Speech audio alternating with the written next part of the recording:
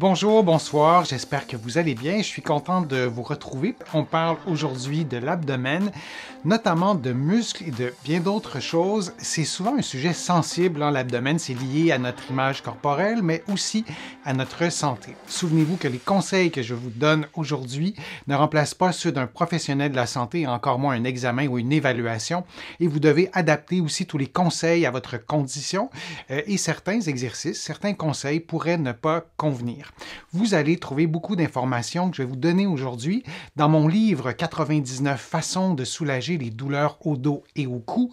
Vous pouvez le trouver ici au Québec en librairie et sur le web et vous pouvez aussi le trouver de l'autre côté de l'Atlantique, notamment à la librairie du Québec à Paris. Et j'avais envie de vous parler des exercices pour un ventre plat. C'est une question qui m'a été vraiment très souvent posée. Est-ce que c'est un mythe ou une réalité? Est-ce qu'il y a vraiment des exercices qu'on peut faire pour avoir un ventre plat? Dans mon travail de physiothérapeute, l'obésité abdominale, c'est parfois un enjeu dans un contexte de douleur au dos, par exemple, et dans d'autres contextes de maladies cardiovasculaires. Si on a un déficit neurologique et on est en situation d'obésité, par exemple, ce sera peut-être plus difficile de se mobiliser, par exemple. Alors, c'est un enjeu qui est important, mais je ne suis pas nutritionniste, donc je ne vais pas vous parler d'alimentation, et pas parce que ce n'est pas pertinent, mais c'est hors de mon champ de compétences. Mais donc, lorsqu'on veut perdre du gras, notamment à l'abdomen, il y a vraiment plusieurs facteurs que je n'aborderai pas durant les prochaines minutes, mais ce n'est pas parce que je ne les aborde pas que ces éléments-là ne sont pas importants. Du gras ou du tissu adipeux, on a du gras sous-cutané, vous le voyez à gauche, et on a du gras viscéral. En général, si on fait des statistiques, 80% du gras que vous voyez en ce moment, qui s'affiche, est du gras sous-cutané, mais on a aussi du gras viscéral. Je vous en ai souvent parlé, qui a des effets sur la santé. Et comment on fait pour perdre ce poids-là? On peut y aller vraiment très simplement. Il y a la quantité d'aliments, d'énergie qu'on consomme et la quantité d'énergie aussi qu'on va libérer, soit en faisant de l'activité physique, du sport en soi, soit selon nos activités de la vie quotidienne, si on est très sédentaire ou si on est plutôt actif, si on se déplace uniquement en voiture ou si on fait tout à pied, par exemple. Et ça, c'est une façon simple et simpliste de voir les choses. C'est beaucoup plus complexe que ces deux éléments-là, mais ça part aussi de là. Et je trouve que parfois, on le répète pas assez souvent. Il y a quand même ce qu'on consomme et ce qu'on dépense. C'est un calcul mathématique. Il faut ajouter à ça aussi d'autres variables. Notre métabolisme, notre génétique aussi, notre condition de santé, notre condition de santé, les médicaments qu'on prend aussi. Donc, il y a vraiment plusieurs autres éléments qui vont intervenir, qui vont entrer en jeu sur le fait qu'on ait, par exemple, qu'on soit en situation d'obésité abdominale. Mais là, dans les prochaines minutes, je vais vous parler d'exercices. Est-ce qu'il y a des exercices qui peuvent nous aider à perdre du gras abdominal? Est-ce que ça fonctionne? Souvent, ce qu'on va dire, c'est que lorsqu'on veut brûler des calories, on doit faire de l'activité physique, on doit faire du sport. Et ce qu'on comprend de plus en plus, c'est que brûler des calories, c'est pas vraiment aussi simple que mettre du bois dans un four et on brûle comme ça des calories, comme si c'était un seul canal qui est utilisé. C'est beaucoup plus complexe que ça. Il y a des hormones qui sont impliquées. Je n'entrerai pas dans les détails physiologiques, histologiques. Ce serait peut-être un peu trop compliqué, mais je pense qu'il faut retenir, c'est de se souvenir que brûler des calories, ça implique toute une chaîne de réactions et on a souvent dit, si on fait une activité d'intensité soutenue, on va brûler des calories, donc on va perdre de la graisse abdominale. Est-ce que c'est si simple que ça? On va voir dans les prochaines minutes, dans les prochaines secondes. Alors, comment cibler l'abdomen lorsqu'on veut perdre du poids? Est-ce que ça fonctionne vraiment? Il y a des chercheurs qui se sont penchés sur la question, qui ont publié une étude et que vous voyez le titre en bas de l'écran, et qui nous disent aussi qu'une perte minimale de 5 à 10% du poids corporel, en particulier de la graisse abdominale, est efficace pour améliorer les profils de risque des maladies liées à l'obésité. Alors ça, on n'oublie pas que l'objectif, c'est pas, encore une fois, d'avoir tous des corps et toutes des corps pareils ou parfaits, mais une différence, comme vous le voyez à l'écran, relativement faible, hein, de minime, de 5 à 10% du poids, ce qui n'est pas négligeable non plus, mais ça a des effets sur notre santé. Alors ça, c'est une excellente nouvelle. On nous dit aussi qu'une réduction de 20% de la graisse corporelle ou 40% de la graisse sous-cutanée par une procédure agressive, par exemple la liposuction, n'aurait pas d'effet sur l'amélioration des paramètres métaboliques. Là, ça ne fait pas partie de mes champs de compétences de faire de la liposuction, mais je vous place cette citation-là de l'étude que vous voyez en référence pour illustrer, pour souligner le fait que c'est pas si simple que ça, c'est lié à nos habitudes de vie, c'est lié à plein de choses, mais on sait que de diminuer ce pourcentage de gras corporel ou spécifiquement de graisse abdominale d'un petit pourcentage, ça a des effets sur notre santé et souvent ces effets-là sont beaucoup plus durables. Alors je trouvais ça intéressant de faire un petit clin d'œil à ça pour encore une fois illustrer que ce sont des choses complexes et les chercheurs se sont surtout intéressés à deux types ou trois types d'exercices, les exercices de résistance, les exercices d'aérobie et la combinaison des deux pour savoir si on avait un effet sur la diminution de graisse abdominale, soit incluant la graisse sous-cutanée, sous la peau, comme vous avez vu dans l'autre diapo, ou la graisse qui est autour des viscères. Donc, les exercices de résistance sont-ils efficaces? Question de définition, qu'est-ce qu'un exercice de résistance? Et je vais vous poser une question. Le résistance, le mot le dit. Alors, dans cet exercice-là, d'où provient la résistance? La réponse est vraiment très, très facile, mais lorsqu'on fait des exercices, comme vous le voyez à l'écran, à l'extérieur, à l'intérieur ou comme vous le voulez, est-ce que ça a un effet sur la graisse abdominale? Alors évidemment, on le voit, c'est avec les bras, c'est pas avec l'abdomen. Quoiqu'on pourrait aussi faire des exercices de résistance avec l'abdomen. Alors, d'où provient la résistance? Évidemment, la réponse est simple, c'est avec une bande élastique. On peut faire des exercices de résistance aussi avec autre chose. Alors, dans l'exercice que vous voyez en ce moment, d'où provient la résistance? Je vous pose la question parce que si vous souhaitez faire vous-même des exercices de résistance, c'est intéressant aussi de pouvoir choisir à la maison des choses qui vont vous aider, qui vont servir en fait de résistance. Alors, d'où provient la résistance dans cet exercice-là? Bien, évidemment, des poids et haltères que la personne tient, mais ça provient aussi d'un autre élément, et ça, cet élément-là, il est important, et ça, tout le monde a ça à la maison, à l'extérieur, au travail, dans les transports, c'est votre propre corps. Vous pouvez utiliser votre propre corps comme résistance. Alors, la personne a mis un petit step, une petite marche devant, et elle fait des exercices en flexion du genou, en fente avant.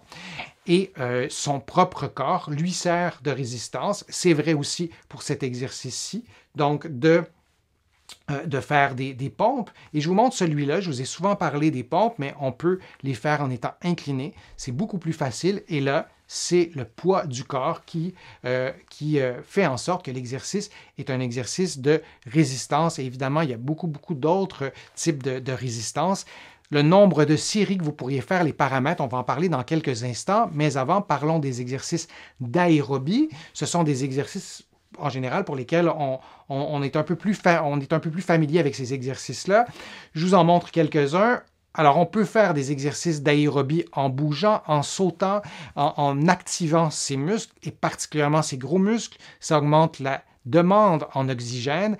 Et donc, notre cœur doit battre plus vite, notre circulation sanguine va être stimulée, on sera un peu à bout de souffle. Alors, c'est ça, une activité aérobique qui consomme de l'oxygène. Alors, on peut le faire tout simplement en s'activant comme sur l'illustration en haut à gauche. On peut aussi le faire avec des petits poids et on aura le même effet. On peut le faire aussi dans l'eau, d'utiliser la résistance de l'eau, d'utiliser aussi le fait que dans l'eau, nos notre poids ne repose pas sur nos articulations de la même façon.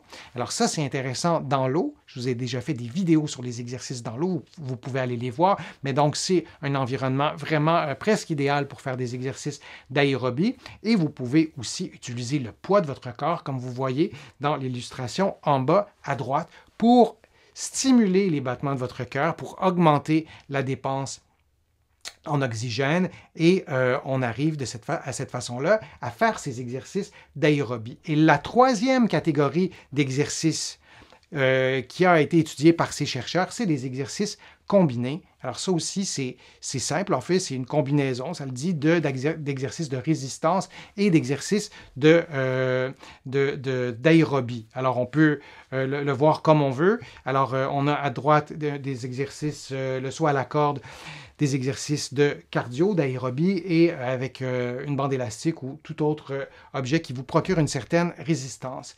Et les exercices de résistance, selon les chercheurs, d'aérobie et les exercices combinés, donc les trois types d'exercices, sont tous efficaces pour réduire le gras abdominal par rapport à l'absence d'intervention. Ils avaient des groupes contrôle et donc ils se sont rendus compte que même les exercices de résistance, donc pas cardiovasculaires, diminuer le gras abdominal. Quand je vous disais tout à l'heure qu'on ne brûle pas des calories comme si on mettait des bûches dans un four, c'est un peu ça que je voulais illustrer, c'est qu'il y a une cascade de réactions biochimiques lorsqu'on contracte nos muscles qui fait en sorte qu'on peut perdre, lorsqu'on les fait en suivant certaines conditions, qu'on peut perdre de la graisse abdominale. Alors ça, c'est intéressant. Et ce que les chercheurs aussi ont conclu, c'est que la combinaison d'exercices de résistance et d'aérobie entraînerait une baisse plus importante de gras abdominal que les mêmes types d'exercices, mais réalisés isolément. Et moi, c'est ce que j'ai appris en lisant notamment cet article-là, c'est que c'est vraiment intéressant de combiner les deux. Évidemment, si on veut avoir un ventre plat, il n'y a pas de recette magique, on doit avoir moins de gras entre notre peau et notre musculature, par exemple. Et pour perdre ce gras-là, ce qu'on sait, c'est que la meilleure façon d'y arriver, selon ces chercheurs, c'est de faire des exercices de résistance et des exercices d'aérobie. Et c'est ce qui fonctionnerait le mieux. Et donc, de se limiter à des exercices d'aérobie, c'est peut-être pas la meilleure stratégie, ou à tout le moins, ça vaut la peine d'essayer cette suggestion-là des chercheurs d'utiliser ces deux types d'exercices. Les paramètres. L'étude à laquelle je fais référence, c'est une méta-analyse, donc ils ont étudié des études, ils ont comparé des études, et il y en avait vraiment beaucoup.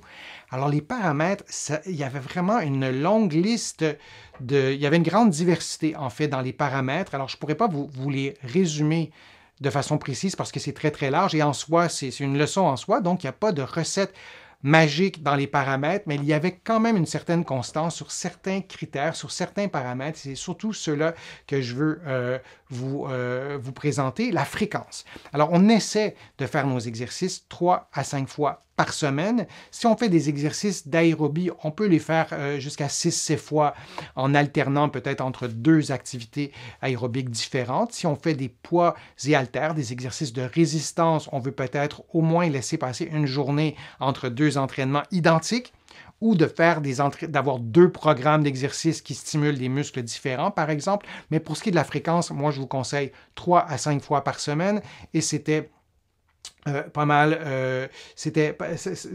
les paramètres qui fonctionnaient bien pour ce qui est de ces études-là. L'intensité. Alors, je vous ai mis ça en deux parties, parce que si on fait de l'aérobie, on ne voit pas l'intensité de la même façon. Intensité soutenue.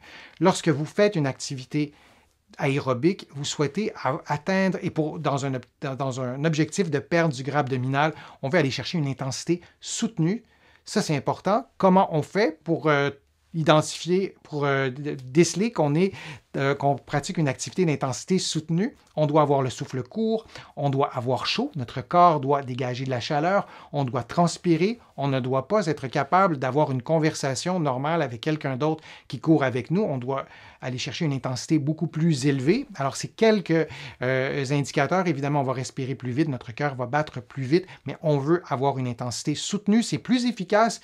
Si c'est quelque chose qui vous plaît moins, allez-y avec une intensité modérée.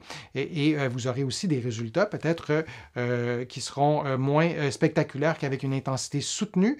Pour ce qui est des exercices de résistance, donc on proposait 2 séries de 8 à 12 mouvements pour un exercice avec une bande élastique, des poids et haltères avec le poids de votre corps.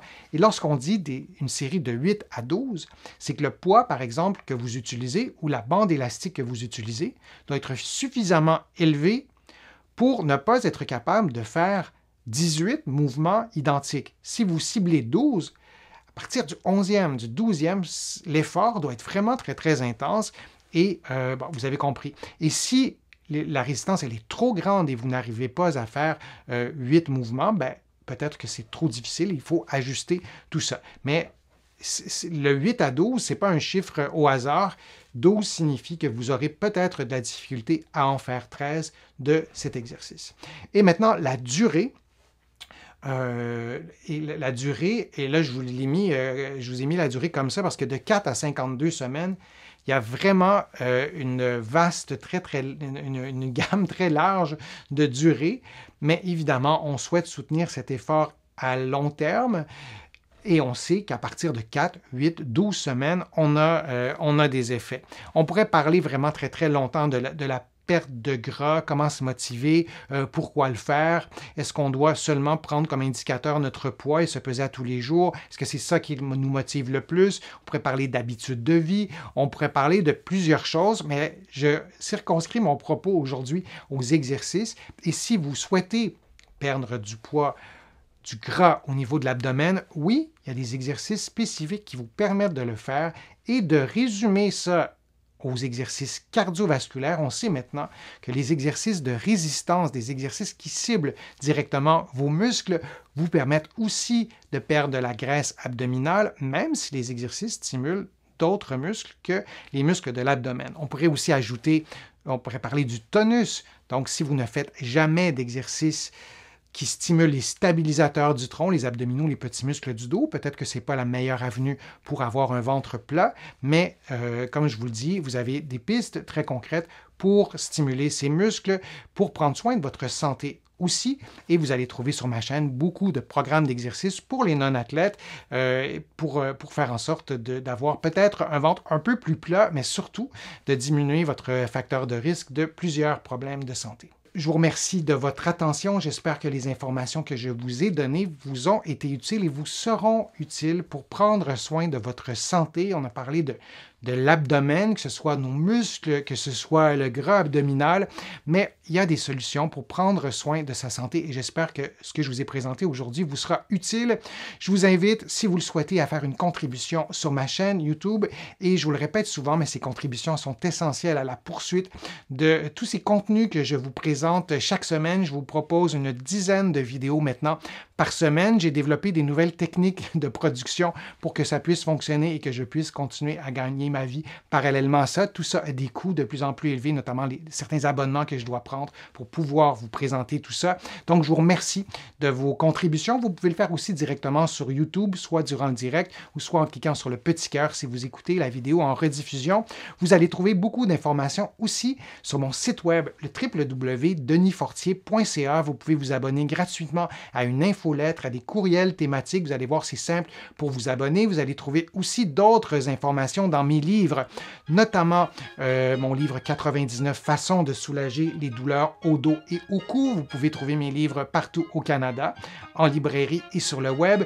Vous pouvez aussi trouver mes livres de l'autre côté de l'Atlantique, notamment à la librairie du Québec à Paris. Vous pouvez soit les commander en personne, ou aller les chercher en personne, ou les commander sur le web. Je vous remercie beaucoup de votre attention. Je vous dis à un prochain direct, à une prochaine vidéo et à bientôt.